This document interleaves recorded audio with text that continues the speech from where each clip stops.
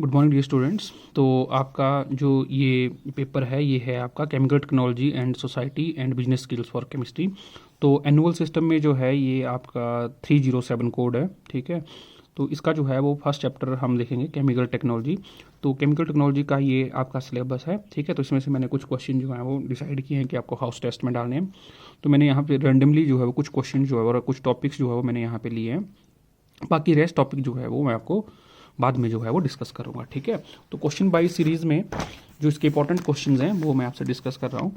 तो सबसे पहला क्वेश्चन है कि ये रिगार्डिंग है कि आपके पास जो है वो पंप्स जो है वो कितने टाइप्स के होते हैं और आपको जो है वो उनकी क्लासिफिकेशन जो है वो देनी है, ठीक है। तो ये जो टॉपिक है ये आपका आता है कि कौन कौन से इक्विपमेंट्स होते हैं जो केमिकल टेक्नोलॉजी या केमिकल इंडस्ट्रीज़ में जो है वो हमें चाहिए होते हैं, ठीक है। तो ऐसे बहुत सारे इक्विपमेंट्स होते हैं, ठीक है। लाइक हमें रिएक्टर्स हो गए, डिस्टिलेशन कॉलम हो गए, ठीक है, पंप्स हो गए, या कौन कौन सी मिल्स होती हैं जो हम यूज़ करते हैं, एमलगेटर्स हो गए, ठीक है। तो उसमें से जो है वो पंप मैंने आपको यहाँ पे एक टॉपिक लिया है। तो ये बहुत ही इंपॉर्टेंट क्वेश्चन है, ये आपको एग्जाम में आ सकता है, ठीक है। तो आपने इसको जो है वो रिवाइज करना है और इसको एज इट इज़ ही अपनी आंसर शीट में लिख के आना, ठीक है। तो पंप आपको सबको पता है कि जो डिवाइस होता है विच moves fluids by mechanical action, ठीक है। तो हम एक मैकेनिकल एक्शन परफॉर्म करते हैं जिससे जो है वो फ्लूइड्स की क्या करते हैं, मूवमेंट करते हैं। फ्लूइड्स होते हैं विच एनीथिंग कैन फ्लो, ठीक है। वो गैसेज भी हो सकती है, वो लिक्विड भी हो सकता है। तो पंप जो होता है वो रिक्वायर करता है source of energy to do the mechanical work, ठीक है।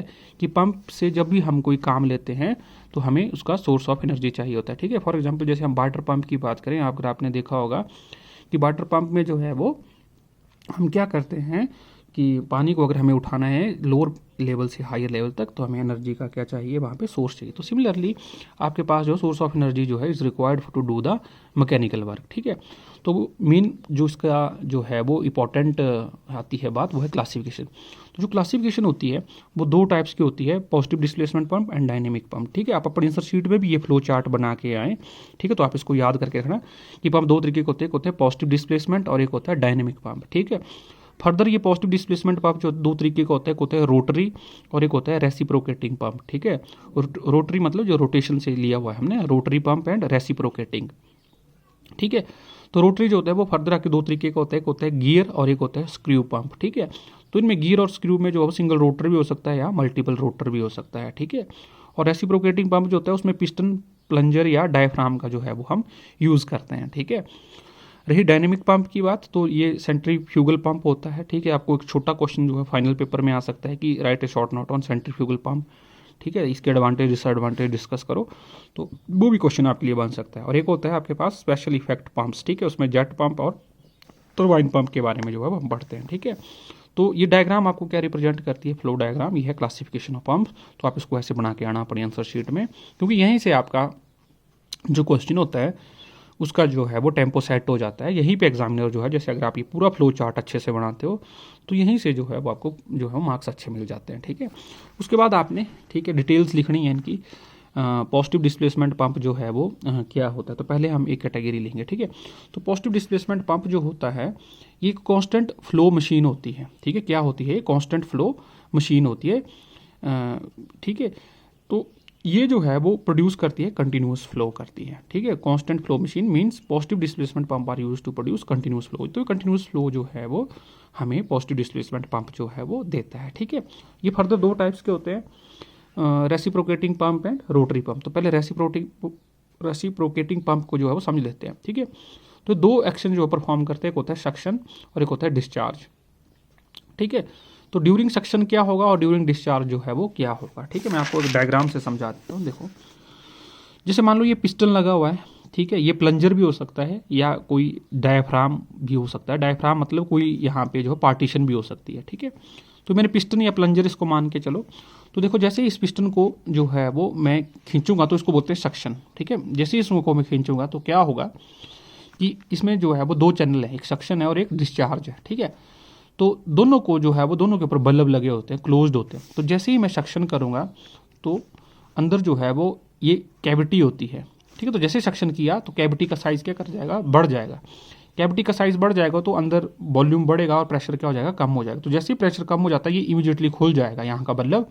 और जैसे मान लो कोई भी एयर है, कोई लिक्विड है, इसको क्या करेगा, सक करेगा इस चैनल से, और जो है वो आपके पास जो है, जैसे मान लो ये एयर बबल है, ठीक है, तो ये आपके पास जो इसको सक करेगा और यहाँ कैविटी में ले आएगा, ठीक है। तो ये हुआ ड्यूरिंग सक्शन जो है, ठीक है। ड्यूरिंग सक्शन डिस्चार्ज वाला बल्ब जो है क्लोज रहता है, ताकि जो है वो यहाँ पे कोई मटेरियल आ गया तो वो बैक फ्लो ना कर जाए, ठीक है। और जब आपके पास डिस्चार्ज होना होता है तो आप क्या करते हो, उसको फर्दर प्रेस करते हो, तो कैविटी का साइज क्या हो जाएगा, रिड्यूस हो जाएगा। रिड्यूस हो जाएगा तो वहाँ पे प्रेशर जो अब ज़्यादा हो जाएगा, तो जैसे प्रेशर हाई होता है तो सक्शन वाला बल्ब क्लोज हो जाता है और डिस्चार्ज वाला खुल जाता है, तो ये डिस्चार्ज से जो है वो क्या हो जाएगा, बाहर हो जाएगा, ठीक है। तो ठीक है, सक्शन में यहाँ से मटेरियल अंदर आएगा और डिस्चार्ज में यहाँ से बाहर जाएगा, ठीक है। तो ये जो है वो बेसिक फंक्शन होता है रेसिप्रोकेटिंग पंप का, क्योंकि रेसिप्रोकल तरीके से जो है परफॉर्म करता है कि इसका एक बल्ब बंद हो जाएगा तो दूसरे का जो है खुला रहेगा ना, इस तरीके से अल्टरनेट फैशन में जैसे भी। तो आप ये डायग्राम बना के जानना during suction and during discharge जो है वो कैसे ऑपरेट करते हैं। तो कैविटी का साइज बढ़ेगा या कम होगा डिपेंडिंग अपॉन द आपके पास जो है वो सक्शन और डिस्चार्ज, ठीक है। तो यही चीज़ें जो है मैंने यहाँ पे लिखी दी, 2 एक्शंस होते हैं, एक सक्शन एक डिस्चार्ज है। तो ड्यूरिंग सक्शन कैविटी साइज जो है इनसाइड द पंप इंक्रीज करेगी, and during discharge cavity size क्या कर जाएगा, डिक्रीज कर जाएगा। देयर आर 2 चैनल्स होते हैं, एक सक्शन और एक डिस्चार्ज, ठीक है। These are covered by the leak proof bulb, उन पे बल्ब लगे होते हैं, ठीक है, उनमें कोई लीकिंग नहीं होती। ऑन द सक्शन स्ट्रोक, जब हम सक्शन करते हैं तो fluid is moved inside the cavity with the motion of piston plunger और बाय रिलैक्सिंग द डायफ्राम, ठीक है। More over cavity size increase करता है जब हम सक्शन करते हैं, डियर, तो इससे क्या होता है, प्रेशर लो हो जाता है inside, and this will cause suction bulb to open and means allowing the fluid to flow inside, fluid अंदर आता है। एट दिस टाइम बल्ब जो है डिस्चार्ज चैनल का क्या कर रहा है, क्लोज रहेगा, ठीक है। डिस्चार्ज स्ट्रोक पे क्या होता है कि जो वॉल्यूम ऑफ कैविटी होता है वो डिक्रीज हो जाता है, वहाँ पे प्रेशर जो है वो आपका जो है वो हाई हो जाएगा, ठीक है। यहाँ पे मैंने प्रेशर जो है वो क्या लिखा है, डिक्रीज लिखा है, यहाँ पे प्रेशर क्या कर जाएगा, इंक्रीज कर जाएगा। प्रेशर क्या करेगा, इंक्रीज, प्रेशर इंक्रीज कर जाएगा और आपका वॉल्यूम डिक्रीज करेगा inside, and this opens the discharge bulb and the fluid flows out the pump, ठीक है। तो ये डायग्राम आप बना क्या जाना। एडवांटेज क्या है इसकी, these are use to generate high pressure, ठीक है, हाई प्रेशर फ्लो जो है जहाँ पे मुझे चाहिए वहाँ पे ये इनका यूज़ किया जाता है। Can be use in high volatile and viscous liquids. Disadvantage क्या होगा इसका, ये प्रोड्यूस करता है पल्सेटिंग फ्लो, है ना, ऑपरेटिंग एट लो स्पीड पे ऑपरेट होता है। It require high suction pressure, this require high cost maintenance, ना, इनकी मेंटेनेंस जो है वो इतनी ईजी नहीं होती है कि मेंटेनेंस जो है वो हाई कॉस्ट जो है वो रिक्वायर करती है, ठीक है, और इनको इजीली क्लीन भी नहीं किया जा सकता। तो can be used for limited liquid range, सारे के सारे लिक्विड रेंज में जो है वो हम इसको यूज़ नहीं कर सकते, ठीक है, तो इनकी लिमिटेशंस हैं ये। सेकंड जो है वो मेरे पास आता है rotary pump. These are 2 types of rotary pump होते हैं, एक होता है गियर और एक होता है स्क्रू, ठीक है। तो दोनों की फंक्शनिंग ऑलमोस्ट सेम होती है, गियर और इसकी। तो आप बोल सकते हो कि गियर एंड स्क्रू जो है this both involve the same process, their functioning are almost equal, same होती है। बट डिफरेंस ये होता है कि गियर जो रोटरी पंप होता है, जहाँ बैक्टीरिया फ्री ऑपरेशन हमें करने होते हैं, या मीन सैनिटाइजेशन प्रोसेस जो है वो इंपॉर्टेंट होता है कि वहाँ पे कोई माइक्रोबियल एक्टिविटी ना हो, जैसे बीवरेजेस होगी हमारे पास, डेयरी के प्रोडक्ट्स हो गए, क्योंकि वहाँ पे माइक्रोबियल एक्शन जो है वो इनको जो है वो डिस्ट्रॉय कर देता है, जैसे कैंडी हो गई या मीट इंडस्ट्री हो गई। तो ऐसे जो इंडस्ट्रीज़ होती हैं वहाँ पे गियर जो है वो पंप का, रोटरी पंप का यूज़ किया जाता है। अदरवाइज जो स्क्रू पंप होते हैं उसको हम पल्प इंडस्ट्री, पेपर इंडस्ट्री, है ना, कागज़ पे ज़्यादा माइक्रोबियल एक्शन नहीं होगा, पेपर हो गया या केमिकल कोई, है ना, इंडस्ट्रीज़ है या कॉस्मेटिक्स है, तो वहाँ पे हम इसका स्क्रू का जो है वो यूज़ कर सकते हैं, ठीक है। तो ये आपने पॉइंट्स लिख के आने हैं। सबसे बड़ा एडवांटेज क्या है रोटरी का, कि ये आपके पास जो है this pumps can be used for all types of liquids, है ना, तो ये भी जो है इसका advantage, this can be handled easily and can be clean easily, है ना, जैसा कि हमें ये रेसिप्रोकेटिंग में पॉसिबल नहीं था। These are compatible with many materials, है ना, तो कंपेटिबल तो है ही है, सारे लिक्विड्स को ये जो है वो अलाउ कर रहे हैं। तो डिसएडवांटेज क्या है, ये do not produce high pressure, जैसा कि मुझे मिल रहा था कि इसमें रेसिप्रोकेटिंग में, तो इस केस में हमें हाई प्रेशर नहीं मिलता। और इनका साइज़ जो है वो कंपेरेबल टू सेंट्रीफ्यूगल साइज से लो होता है, ठीक है। तो ये भी जो है वो उसका एडवांटेज जो है वो आ जाता है, ठीक है, डिसएडवांटेज बनेगा। सेकंड कैटेगरी थी डायनेमिक पंप, है ना, हमने अभी पहली की है पॉजिटिव डिस्प्लेसमेंट, ठीक है। उसके बाद आता है डायनेमिक पंप। डायनेमिक पंप जो होते हैं ये ऑपरेट करते हैं, बड़ी हाई स्पीड पे ऑपरेट करते हैं, इनका फ्लो रेट भी बहुत ज़्यादा हाई होता है और इनकी लो मेंटेनेंस कॉस्ट भी होती है, ठीक है। तो ये पॉइंट्स इसमें आ जाएंगे। और मेन इसमें मेरे पास सेंट्रीफ्यूगल पंप भी है। तो सेंट्रीफ्यूगल पंप में क्या होता है कि एक इलेक्ट्रिकल मोटर इंजन लगा होता है जो रोटेशनल मोशन प्रोवाइड करता है। तो वो क्या बेसिकली करता है कि जो रोटेशनल काइनेटिक एनर्जी होती है वो उसको जो है वो हाइड्रोडायनेमिक एनर्जी जो होती है वो फ्लूइड की में कन्वर्ट कर देता है। मतलब जो फ्लूइड होता है उसको जो है वो और ज़्यादा हाई रेट पे स्पीड से वो बाहर करता है, किसका यूज़ करके, अपनी काइनेटिक एनर्जी का यूज़ करके, ठीक है। तो these pump operate with in the certain range of temperature and pressure पे ही ऑपरेट करते हैं। एडवांटेज क्या है इनकी, these pumps produce high volumetric flow, ठीक है। इनका वॉल्यूमेट्रिक फ्लो जो होता है वो बहुत ज़्यादा होता है, क्योंकि हाई स्पीड से जो है वो लिक्विड को बाहर निकालते हैं, तो इनका वॉल्यूम भी क्या होता है, ज़्यादा होता है। They can be handled all types of liquid, है ना, ये ऑल टाइप ऑफ लिक्विड को हैंडल करते हैं, क्विकली एंड इजिली क्लीन्ड होते हैं। डिसएडवांटेज ये है कि इट रिक्वायर हाई मोटर चाहिए इनमें ना, तो आपके पास रोटेशनल एनर्जी जो है वो आपको पता है प्रोड्यूस करने के लिए जो है वो हाई मोटर चाहिए, एंड हाई कॉस्ट भी इनकी जो है वो होती है। परफॉर्मेंस इनकी रिड्यूस हो जाती है जब भी हम इसमें थोड़ा सा विस्कोसिटी लिक्विड की क्या कर देते हैं, इंक्रीज कर देते हैं। तो these are about the dynamic pump, और जिसमें हमने सेंट्रीफ्यूगल पंप जो है वो मेन पड़ा, ठीक है। तो ये जो है वो आपने थोड़ा सा जो है वो देख लेना है, ठीक है। बाकी फिर ये मैंने ज़्यादा एक्सप्लेन नहीं किया, नहीं है। स्पेशल इफेक्ट पंप जो होते हैं वो होते हैं जेट पंप, और एक होता है टरबाइन पंप, है ना, जिसमें जो है वो जेट फ्लो जो है वो मेरे पास जो है वो बेसिकली रहेगा, ठीक है। तो उस कैटेगरी में जो है वो हम किसको जो है वो बोल देते हैं, ठीक है, जेट जो है वो पंप जो है वो आ जाता है, ठीक है। देखो इसमें बेसिकली क्या है कि दे आर काइनेटिक पंप्स होते हैं with an ejector attached at the discharge outlet, ठीक है। तो ठीक है, इसमें कोई ऐसी बात नहीं है। Turbine pump are centrifugal pump होते हैं that use pressure in combination with rotary mechanism, ठीक है। तो इसमें जो है वो हम प्रेशर का और रोटरी मैकेनिज्म का दोनों का जो है वो साइमल्टेनियसली जो है वो इन्वॉल्वमेंट करते हैं, ठीक है। इसमें प्रेशर का जो है वो हम ज़्यादा यूज़ जो है वो करते हैं, ताकि प्रेशर जो है वो अच्छे से आए, ठीक है।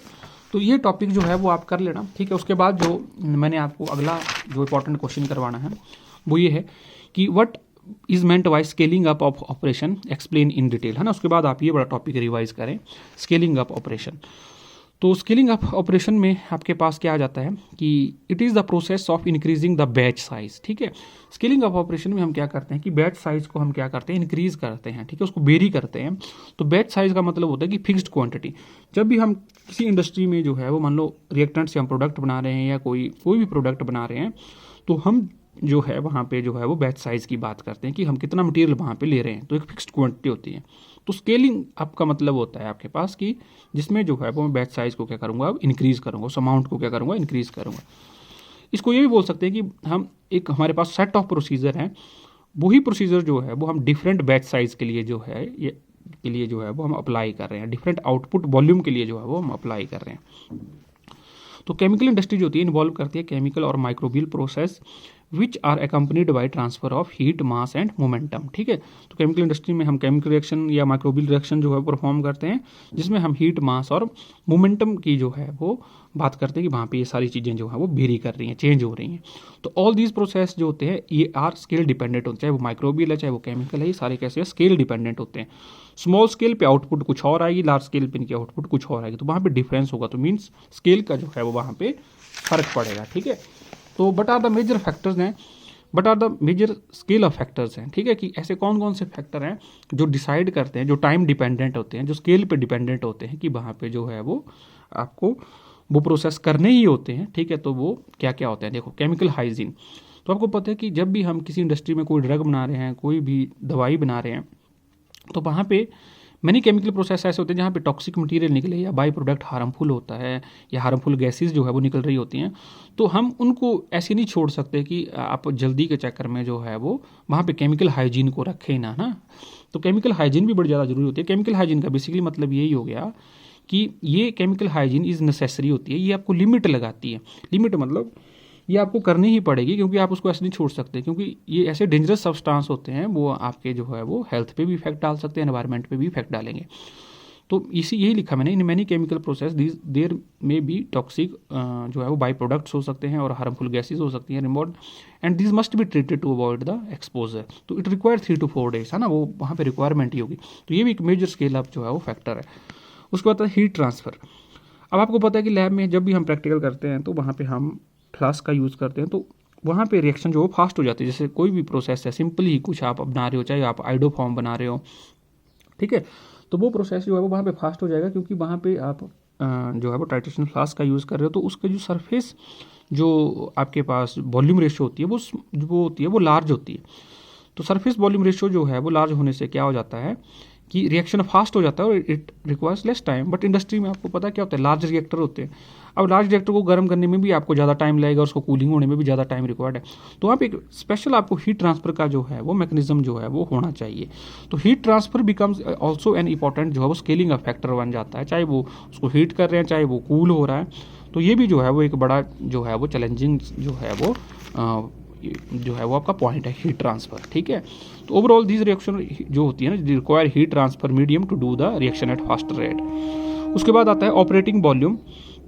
अब ऑपरेटिंग वॉल्यूम को भी हम ज़्यादा जो है वो डिस्टर्ब नहीं कर सकते कि जैसे मान लो किसी रिएक्टर का में हम कोई रिएक्शन कर रहे हैं लार्ज स्केल पे, तो वो जो है वो फिक्स्ड वॉल्यूम पे ही होती है, ठीक है। तो हम ऐसा नहीं कर सकते कि रिएक्टर में ज़बरदस्ती जो है वहाँ पे मान लो 5 किलो का मटेरियल है, वहाँ हम ज़बरदस्ती 10 किलो मटेरियल डाल सकते हो, तो वो नहीं है। तो ये भी एक लिमिट लगाता है कि operating volume can not be change in the reactor because reactor has fixed capacity. उसके बाद आता है रिएक्शन कंट्रोल। तो रिएक्शन कंट्रोल को ठीक है हम चेंज कर सकते हैं by varying the amount of limiting reagent, लेकिन वो भी एक सर्टन लिमिट तक जो है वो हम उसको चेंज कर सकते हैं। उसके बाद आता है रिएक्टर असेस। ये बोलते हैं कि रिएक्टर को क्या हम ड्यूरिंग द रिएक्शन जो है वो उसको खोल सकते हैं, उसमें और मटेरियल डाल सकते हैं, ऐसा नहीं हो सकता। अब ये बोलते हैं कि during the working process of the reactor we can not add और remove any compound because most of the reactor are close. हम ऐसा नहीं कर सकते कि अभी आधी रिएक्शन हो गई तो आधा उसमें जो है वो और डाल दो रिएक्टर में, ठीक है। एक बार रिएक्टर में अपने रिएक्शन लगा दी तो वो पूरी फिनिश होके ही रहेगी, तो वो पूरा टाइम लेगी, ठीक है। तो ये जो है वो आपको जो है वो ये भी रिएक्टर सेस भी जो है वो फैक्टर बन जाता है। वर्क का प्रोसेस होते हैं, आपको पता है कि जैसे आपको प्रोडक्ट मिलने लगा तो वहाँ पे हमें उस प्रोडक्ट को कंसंट्रेशन करनी है, ज़्यादा बढ़ानी है, तो इम्प्योरिटीज़ को रिमूव करना है, डिस्टिलेशन प्रोसेस करना है, फिल्ट्रेशन एक्सेट्रा करना है, तो ये भी जो है वो आपका टाइम जो है वहाँ पे जो है वो डिसाइड करेंगे। तो दीज ऑल फैक्टर्स जो होते हैं ना, दे ऑल जो हैं वो मेजर फैक्टर्स हैं किसी भी जो है वो इंडस्ट्री में जो है जब हम स्केलिंग करते हैं तो ये जो है वो हमारे आपको नोट करने पड़ेंगे फैक्टर। तो यही हमारे फैक्टर जो है वो आप जो है वो कॉपी में लिखना और इनको जो है वो एज इट इज़ ही आपने फाइनल एग्जाम में जो है वो लिख के आना, ठीक है। तो याद करने के लिए मैक्सिमम ये। नेक्स्ट टॉपिक पे आता हूँ मैं, define clean technology but are its objective, ठीक है। तो क्लीन टेक्नोलॉजी क्या होती है और इसके ऑब्जेक्टिव्स क्या होते हैं, ये भी आपका लास्ट में टॉपिक है। तो मैंने इजी से टॉपिक जो है सबसे पहले उठाए हैं। तो क्लीन टेक्नोलॉजी का वैसे मैं आपको मतलब ऐसे समझा देता हूँ क्योंकि हो सकता है आपको डेफिनेशन में थोड़ा टफ लगे। तो क्लीन टेक्नोलॉजी का मतलब ये हो कि जैसे हमारी अर्थ है, अब डे बाई डे पॉपुलेशन बढ़ रही है, तो जैसे डे बाई डे पॉपुलेशन बढ़ रही है तो आपको पता है कि हमारी जो डेली नीड्स की जो चीज़ें होती हैं, जो भी रॉ मटेरियल है, चाहे वो नेचुरल सोर्सेज हैं, हम उनका जो है वो यूज़ कर रहे हैं और एनवायरनमेंट को क्या करते जा रहे हैं, पॉल्यूट करते जा रहे हैं, ठीक है।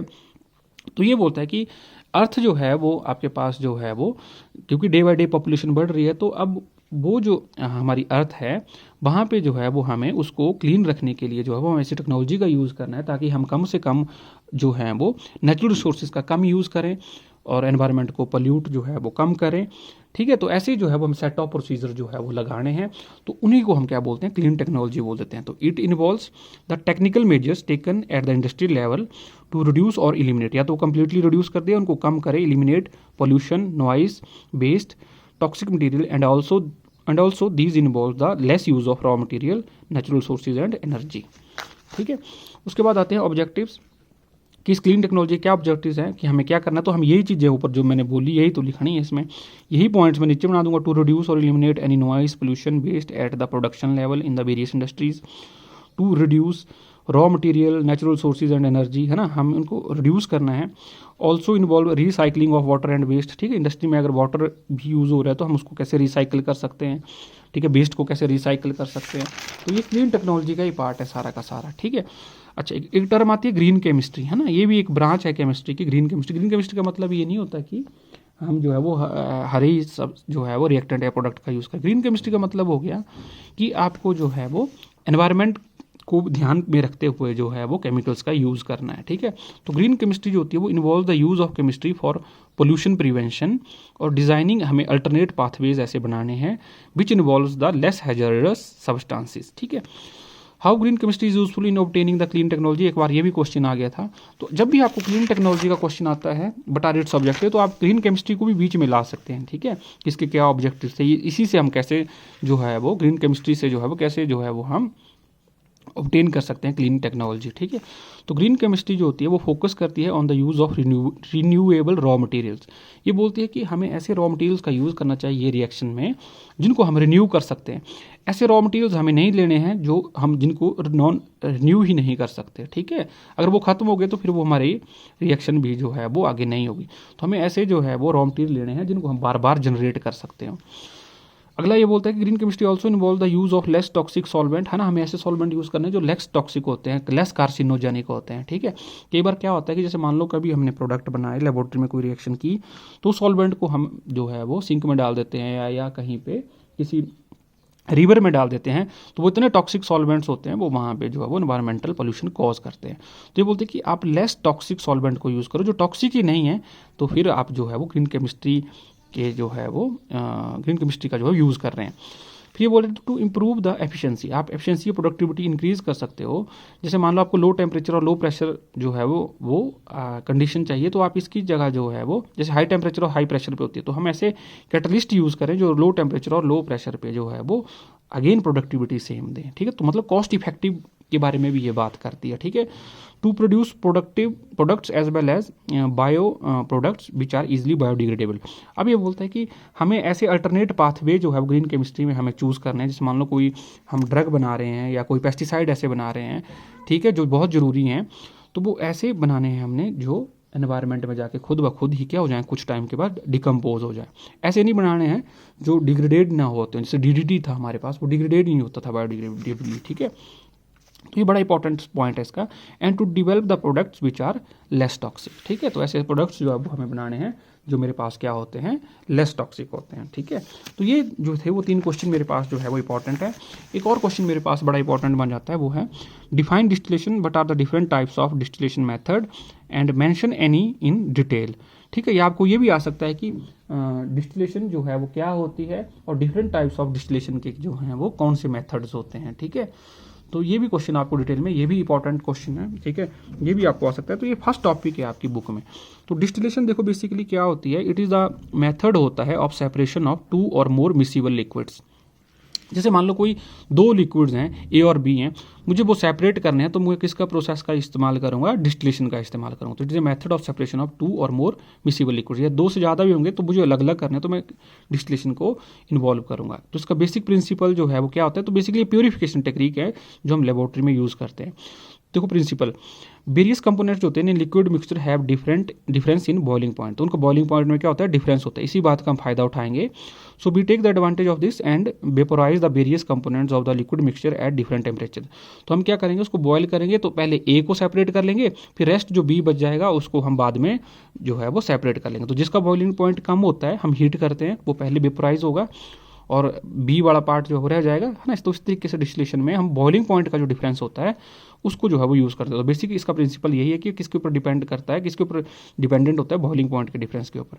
तो depending upon the nature of liquid and the impurity different types की डिस्टिलेशन होती है। तो कौन कौन सी होती है, देखो ये होती है simple distillation, fractional distillation, vacuum distillation and steam distillation, ठीक है।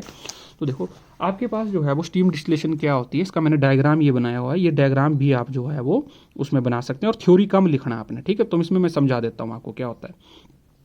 ये मेरा बंसन बर्नर है, ये मेरा स्टैंड है, ये मेरी फ्लास्क है, इसमें मैंने 2 लिक्विड लिए ए और बी, है ना। मान लो कि एक का बॉइलिंग पॉइंट जो है वो आपके पास जो है वो बहुत ज़्यादा है और एक का क्या है, बहुत कम है, ठीक है। 2 लिक्विड है, तो जैसे इसमें थर्मामीटर मैंने लगाया तो उससे मुझे बॉइलिंग पॉइंट का पता चला। जैसे मैं इसको हीट करूँगा तो वो लिक्विड जिसका जो है वो बॉइलिंग पॉइंट कम होगा वो वेपोराइज कर जाएगा, उसके वेपर यहाँ आ जाएंगे। ये कंडेंसर होता है, देखो ये बड़ा जो बनाया हुआ है कंडेंसर होता है। इसमें अंदर जो है वो कंडेंसर में ये कैपिलरी लगी होती है, एक ट्यूब, एक मतलब समझ लो बेकेंड साइज होती है, ये वेपर इसी में जाते हैं। और इसके बाहर जो है वो जैकेटेड जो है वो ऐसे मटेरियल होता है। तो यहाँ से हम कोल्ड वाटर जो है वो, ये कोल्ड वाटर, ये पाइप है, ये कोल्ड वाटर का इनलेट यहाँ लगा है, तो कोल्ड वाटर हम सर्कुलेट करते हैं और यहाँ से वही वाटर जो है वो बाहर आ जाता है, आउट आ जाता है। तो होता है कि जैसे ये वेपर इधर जाएंगे तो ये वेपर क्या कर जाएंगे, कंडेंस कर जाएंगे और यहाँ पे कलेक्ट हो जाएंगे, ये डिस्टिल्ड लिक्विड आ गया मेरे पास। तो इसमें बस यही है कि 2 लिक्विड है ए और बी है, तो जिसका बॉइलिंग पॉइंट कम होगा वो पहले क्या हो जाएगा, डिस्टिल ऑफ हो जाएगा, उसको मैं कलेक्ट कर लूँगा फ्लास्क को और इसको एक बॉटल में डाल दूंगा। बी बच गया मेरे पास क्योंकि मुझे बॉइलिंग पॉइंट से पता चल जाएगा, ठीक है। वो डिफरेंस इन बॉइलिंग पॉइंट जब मेरे पास जो है वो होगा तो मैं सिंपल डिस्टिलेशन का यूज़ करूँगा। लेकिन सिंपल डिस्टिलेशन कब यूज़ की जाएगी? देखो, simple distillation is preferred at 1 atmospheric pressure. This method is based on the difference in the boiling point of the liquid. Simple distillation is used कब की जाती है? To purify the liquid which contains non volatile impurity. Simple distillation का हम तभी use करते हैं जब मेरे पास नॉन वोलेटाइल इम्प्योरिटी होती है। नॉन वोलेटाइल इम्प्योरिटी का मतलब वो इवेपोरेट नहीं कर सकती, तो वो यहीं रह जाएगी, ठीक है, पीछे रह जाएगी, वो वोलेटाइल नहीं हो सकती। और जो वोलेटाइल होगा मेरे पास मटेरियल, वो मेरे पास यहाँ कोलेक्ट हो जाएगा। This method can also be used for the separation of liquid mixture which differ in their boiling point by 20 to 30 degree Celsius और हायर। ये बोलता है कि ये उन दो लिक्विड्स को भी जो है वो हम इसको यूज़ कर सकते हैं जहाँ पे दोनों के बॉइलिंग पॉइंट में 20 से 30 का डिफरेंस हो या उससे ज़्यादा का हो, ठीक है। तो एक्सपेरिमेंटल सेटअप ये बताया हुआ है। तो मेथड क्या होता है? The liquid mixture is to be separated is taken in the distillation flask, वो मैंने बताया। थर्मामीटर लगाया जाता है, वाटर कंडेंसर लगाया जाता है। The mixture is heated, low boiling liquid is vaporise first, वो पहले जाएगा its boiling point. Vapour of low boiling liquid rise करेंगे फ्लास्क में, पासिस करेंगे साइड आर्म जो कंडेंसर वाली है। During the passage they are cooled by the cold water and get condense into the liquid state, ठीक है। वो liquid आ जाएंगे। The pure liquid is collected at the receiver and, है ना, वो कलेक्टेड हो जाएगा यहाँ पे। When the second component of the liquid mixture जो है वो आपका स्टार्ट करेगा बॉइलिंग, ठीक है, हम चेंज कर देंगे फ्लास्क को eight the receiver and collect कर लेंगे अदर लिक्विड को। This method is use for the separation of mixture of acetone plus water, ठीक है। तो इनमें जो है वो 30 से ज़्यादा डिफरेंस है। देखो, एसीटोन 56 पे और वाटर 100 डिग्री पे होता है, ठीक है, तो डिफरेंस 44 का है। अगर इम्प्योरिटी नॉन वोलेटाइल भी होगी तब भी मैं इसी का यूज़ करूँगा। वो जो है वो नॉन वोलेटाइल यहीं रह जाएगी, ठीक है, वो जाएगी नहीं। फिर आता है फ्रैक्शनल डिस्टिलेशन, ठीक है। फ्रैक्शनल डिस्टिलेशन जो है वो क्या होती है? तो ये बोलता है कि it is use to separate the liquid mixture which have nearly same boiling point होता है, और the liquid mixture having the boiling point less than 25 degree Celsius हो। मतलब दो लिक्विड हैं, उनका बॉइलिंग पॉइंट ऑलमोस्ट सेम हो या उनमें जो है डिफरेंस जो है वो 25 से क्या हो, कम हो। तो fractional distillation based on the principle of difference in the boiling point and vapour pressure. थोड़ा सा डिफरेंस तो जरूर होगा, तो इसी का हम जो है वो यूज़ कर लेंगे। दिस एक्सपेरिमेंटल सेटअप जो होता है फ्रैक्शनल डिस्टिलेशन इज सेम होता है almost that of simple distillation. In this we use additional fractionating column which is attached to distillating flask. Now condenser is fitted to the top outlet of the fractionating column. देखो, ये diagram आप बना के है ना, separation of miscible liquid by, ठीक है। देखो, सेम डायग्राम है, ये कोल्ड वाटर, ये रिसीवर है ना। बस इसमें हमने यहाँ पे जो है वो इस फ्लास्क के ऊपर जो है वो क्या लगा दिया, एक फ्रैक्शनेटिंग कॉलम लगा दिया, ठीक है। तो फ्रैक्शनेटिंग कॉलम एडिशनल होता है थर्मामीटर, ये फ्रैक्शनेटिंग कॉलम आ जाएगा, ये है ना आपके पास जो है वो वाटर ड्रॉप्स बैक इनसाइड। तो इसमें जो है वो क्या होता है, देखो, a fractionating column is a long tube होती है, provides with obstruction to the passage of vapour. Because of the obstruction the cooling surface increases in fractionating column, upper portion is cooler than the lower region. अब ये बोलता है कि upper portion जो होता है, जैसे जैसे फ्रैक्शनेटिंग कॉलम में जो है वो वेपर्स उठते जाएंगे, तो अपर पोर्शन जो होता है वो थोड़ा उसका टेम्परेचर कम होता है as comparison to lower part से। इसी प्रिंसिपल बेस्ड जो है फ्रैक्शनेटिंग कॉलम जो है वो बेस्ड होता है, ठीक है। तो जैसे ही किसी पर्टिकुलर जैसे ही आपके पास जो है वो मिक्सचर जो है वो दोनों का जाएगा, क्योंकि दोनों का बॉइलिंग पॉइंट क्लोज है, तो क्या होगा कि वो आपके पास लिक्विड जिसका बॉइलिंग पॉइंट जो है वो थोड़ा सा कम होगा, वो पहले जो है वो उसके क्या बनना शुरू हो जाएंगे, उसके वेपर्स इधर कलेक्ट होना शुरू हो जाएंगे, और वो जो है वो आपके पास जो है वो कंडेंस भी हो जाएगा, ठीक है। तो इस तरीके से जो है वो आप इसको कर सकते हो, ठीक है। उसके बाद आता है वैक्यूम डिस्टिलेशन, है ना। डायग्राम इसमें इंपॉर्टेंट है, वो थोड़ा सा आपने देख लेना, ठीक है। वैक्यूम डिस्टिलेशन में जो है वो आप क्या करते हो, डिस्टिलेशन अंडर रिड्यूस्ड प्रेशर पे ये की जाती है। This technique is use for the liquid which decompose at their boiling point और which have high boiling point होता है, वो हम वैक्यूम डिस्टिलेशन का यूज़ करते हैं। दीज लिक्विड, ठीक है, can not be purified by the simple और fractional distillation. By reducing the pressure through the vacuum pump liquid will boil at lower temperature. ये लोअर टेम्परेचर पे ही जो है वो बॉयल कर जाता है, बिलो इट्स बॉइलिंग पॉइंट, ठीक है। तो होता क्या है कि जैसे मान लो उसका डिकम्पोजिशन टेम्परेचर होता है, ये बोलता है कि ये उन लिक्विड्स के लिए जो है वो यूज़ की जाती है जो अपने बॉइलिंग पॉइंट पे क्या कर जाते हैं, डिकम्पोज कर जाते हैं। तो हम क्या करेंगे, हम वैक्यूम क्रिएट करके और वहाँ पे प्रेशर को रिड्यूस करके उससे पहले ही उसके बॉइलिंग पॉइंट अचीव होने से पहले ही हम क्या कर देंगे, उसको वेपोराइज कर देंगे ताकि वो डिकम्पोज ना करे, ठीक है। तो उसमें ध्यान रखना, इसमें हम क्लेजन फ्लास्क का जो है वो यूज़ करते हैं। तो the liquid is distilled is taken in a special Claisen flask. Claisen flask has 2 arms. In 1 arm fine capillary tube is inserted to check the flow of air, ठीक है। And to the other arm thermometer is inserted and also is connected to the condenser, ठीक है। Condenser is connected to the receiver and which is further connected to the vacuum pump, ठीक है। तो इसमें सिर्फ हम यही जो है वो आपको मैं बताऊं, इसमें जो है वो हम वैक्यूम जो है वो पंप का जो है वो इस्तेमाल करेंगे, है ना। डिफरेंस यही आ रहा है इसमें कि हम वहाँ पे जो है वो जो है किसका यूज़ कर लेंगे, वैक्यूम पंप का, है ना। तो ये मेरे पास जो है वो वैक्यूम पंप जो है वो होता है, ठीक है। तो यहाँ पे जो है वो देखो इम्प्योर लिक्विड है, ये कैपिलरी है, बस इसकी आर्म है जिसमें थर्मामीटर है, ये क्लेजन फ्लास्क है, इसको हीट करेंगे, ठीक है। पहले इसको हीट कर देंगे, लेकिन पहले हम क्या करेंगे, इसमें मैनोमीटर मैंने लगाया हुआ है टू द वैक्यूम पंप। तो वैसे ही मैं ऑन करूँगा पंप तो इसमें जो है वो रिड्यूस्ड प्रेशर जो है वो जनरेट हो जाएगा और ये पहले ही जो है वो बॉयल होना शुरू कर देगा, ठीक है।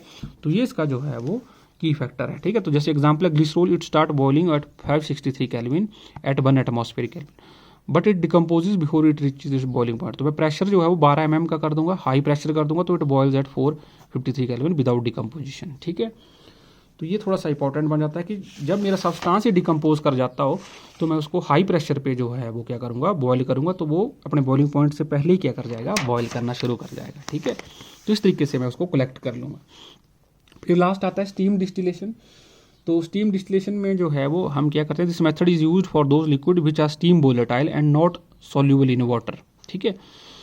तो in this method water and steam जो है volatile organic substance vaporise together, ठीक है, and their vapour pressure becomes equal to atmospheric pressure. अब ये बोलते हैं कि वेपर प्रेशर जो होता है वाटर का और जो वेपर प्रेशर होता है ऑर्गेनिक लिक्विड का, ठीक है, वो इक्वल होगा आपके पास किसके, एटमॉस्फेरिक प्रेशर के बराबर होगा, ठीक है। तो उसमें दो वेपर प्रेशर जो है वो इन्वॉल्व हो रहे हैं, कौन कौन सा, एक वेपर प्रेशर ऑफ वाटर, एक vapour pressure of organic liquid, ठीक है, जो मेरे पास जो है वो इम्प्योर है, ठीक है। तो वेपर प्रेशर ऑफ वाटर मतलब वो स्टीम मैंने वहाँ पे ली हुई है, तो वो स्टीम मिला के और जो वेपर प्रेशर उसका अपना होगा वो किसके बराबर है, एटमॉस्फेरिक प्रेशर के बराबर है। तो thus in steam distillation steam volatile organic liquid get vaporise and get distilled at a lower temperature than its boiling point, है ना। देखो बॉइलिंग पॉइंट क्या होता है, जब किसी लिक्विड का जो है वो वेपर प्रेशर एटमॉस्फेरिक प्रेशर के बराबर हो जाए। लेकिन ये बोलता है कि vapour pressure of organic liquid हम मैंने वहाँ पे स्टीम लगा दी तो वेपर प्रेशर ऑफ वाटर तो वो भी ऐड हो जाएगा, जब इन दोनों का इक्वल हो जाएगा एटमॉस्फेयर तो वो बॉयल होना शुरू हो जाएगा, ठीक है। तो ये भी क्या करेगा, लो टेम्परेचर पे ही क्या कर जाता है, ये भी बॉयल कर जाता है बाई अप्लाइंग द स्टीम, ठीक है। Thus in steam distillation steam volatile organic liquid get vaporise and get distilled at low temperature than its boiling point. तो मेथड इसमें यही है कि आपके पास जो है वो आपको यहाँ पे स्टीम जो है वो अप्लाई करनी पड़ेगी, तो एडिशनल जो है उसमें डायग्राम बन जाएगा, ये बड़ा स्टीम अप्लाई करनी पड़ती है। साथ ही इसके ये मेरा इम्प्योर लिक्विड है, इसको मैं हीट कर रहा हूँ, इसको भी हीट करूँगा क्योंकि यहाँ पे स्टीम जनरेट करनी, तो steam plus vapour organic liquid जो है वो मेरे पास जो है वो यहाँ पे आ जाएगा, तो pure organic liquid and water मेरे पास यहाँ पे कलेक्ट हो जाएगा, ठीक है। तो ये जो है वो मेथड जो है वो हम जो है उस तरीके से इसको यूज़ करते हैं, ठीक है। तो ये बड़ा स्टीम डिस्टिलेशन जो है वो बहुत इंपॉर्टेंट है, तो इसको मैंने इसमें पॉइंट्स में भी लिख दिया है कि इन this method steam is constantly bubbled through impure organic liquids when the total vapor pressure water plus vapor liquid becomes equal to atmosphere it start distill off the water and organic mixture जो होता है in the receiver is further separated by using separating funnel। तो जो मेरे पास परली तरफ जो है वो यहाँ पे प्योर ऑर्गेनिक लिक्विड और वाटर आएगा, तो उसको मैं फर्दर जो है वो सेपरेटिंग फनल से क्या कर लूँगा, आइसोलेट कर दूंगा, ठीक है। तो ये जो है वो इसके एग्जाम्पल है, ऑर्थोनाइट्रोफिनोल जो है वो इसका एक एग्जाम्पल है, इसको हम जो है वो सेपरेट करते हैं, ठीक है। तो these are the important question, ठीक है, मैंने आपको आज करवाया, ठीक है। तो पहला इंपॉर्टेंट क्वेश्चन था पंप एंड दीर क्लासिफिकेशन, उसके बाद था कि स्केलिंग अप ऑपरेशन जो है वो उसके जो है वो क्या फैक्टर्स होते हैं, वो बहुत इंपॉर्टेंट है। उसके बाद मैंने आपको करवाया क्लीन टेक्नोलॉजी क्या होती है, उसके ऑब्जेक्टिव क्या होते हैं, ग्रीन केमिस्ट्री की मदद से हम क्लीन टेक्नोलॉजी को कैसे अचीव कर सकते हैं। और अगला क्वेश्चन मैंने लास्ट आपको करवाया डिस्टिलेशन क्या होती है और डिफरेंट टाइप्स ऑफ डिस्टिलेशंस जो है वो कैसे जो है वो हम परफॉर्म करते हैं और कौन सी डिस्टिलेशन कब यूज़ की जाती है, तो वो डायग्राम से जो है वो आप कर सकते हो, ठीक है। तो थोड़ा सा आप जो है वो रिवाइज करके आना।